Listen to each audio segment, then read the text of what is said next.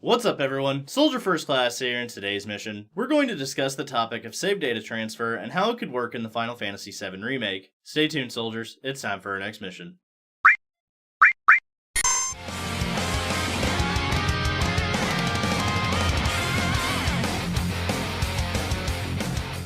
Before we get started, I was recently part of a Final Fantasy VII Remake podcast titled Avalanche Underground with host Chip Noir. Now I know some of you have asked me to collab with the Night Sky Prince, and this was our first time working together directly. Very Finney from Twitch and Sir Stride from Twitter were also involved, so I'll leave a link to everyone in the description below. Now on to the mission. With the second part of the remake being announced to already be in development, there's a few questions on the fanbase's mind that is yet to be answered. One of those questions is save data transfer, and specifically carrying over characters and materia progress. It's one of the most frequently asked questions, and for good reason. Fans want to be able to bring the things they worked so hard on over to the next installment of the remake. The original allowed for everything carrying throughout the entire game, but with the remake's release structure, it's hard to imagine just how this could work. That being said, I made a video a couple months ago about data transfer and how it could work in the remake. While I touched on quite a few ways, there were a few that I completely glanced over. One way was the idea of expansions. It's the way MMOs have stayed alive for years, and it's clear we have the technology to do it. Some fans I've seen on forums and anywhere the remake is talked about have discussed free expansions, giving us new content on top of the base game. While expansions are actually a great idea, expecting them for free is not realistic. MMOs offer expansions, but you still have to pay for them, and while Final Fantasy XIV's expansions are only $40 US, you're still paying the $15 monthly service fee. This makes it almost the price of a full game anyway. If they were released as expansions, it would eliminate the need for data transfer, as the game would just continue from where you left off and all data would still be there. If they release a PS5 version of Part 1, this makes expansions even easier, as the files are in PlayStation 5 format already. And while some may be concerned about the next generation of consoles, there's also solutions to that as well. Whether it be from cloud saves or just transfer from one console to the next, it can be done. The Trails of Cold Steel series featured cross saves, which transfers data from the Vita to the PS3 and PS4.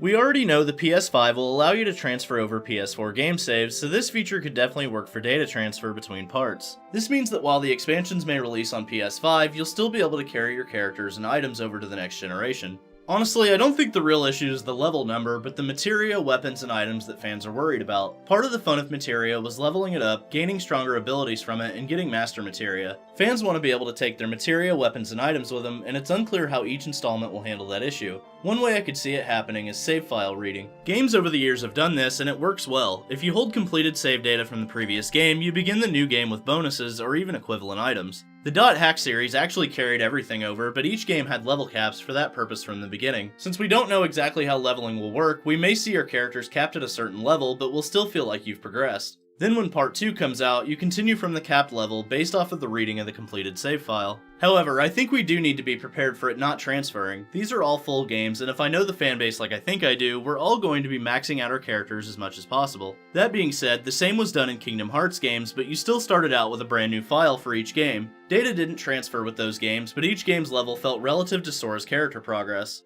So while you may start out at level 1 for each game, it will still feel like level 99 from the previous game. The reason why this is so tough of a topic is because no other game has been released as a remake of an older game that's split into multiple installments. We're in unmapped territory, and I think if done right, Square Enix could set the tone for the future of RPGs as we know it. We honestly have no actual basis for this issue because it's never been done in this specific way before. Overall, I definitely think there are ways for progression to carry over, but it's definitely going to be tricky. The right framework has to be there, and the developers need to be willing to do it. Thankfully, the PS5 will carry the ability to deal with PS4 software and saves, so that may work to our advantage in this issue. Again, I do believe we need to be prepared for this not to happen, and hopefully the developers will find a balanced way to give us the feeling of continued progression. So what do you think, soldiers? Is data transfer possible between parts of the remake?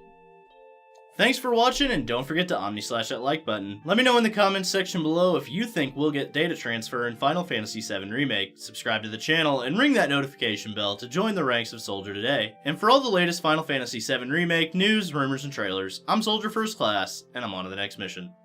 Later, guys.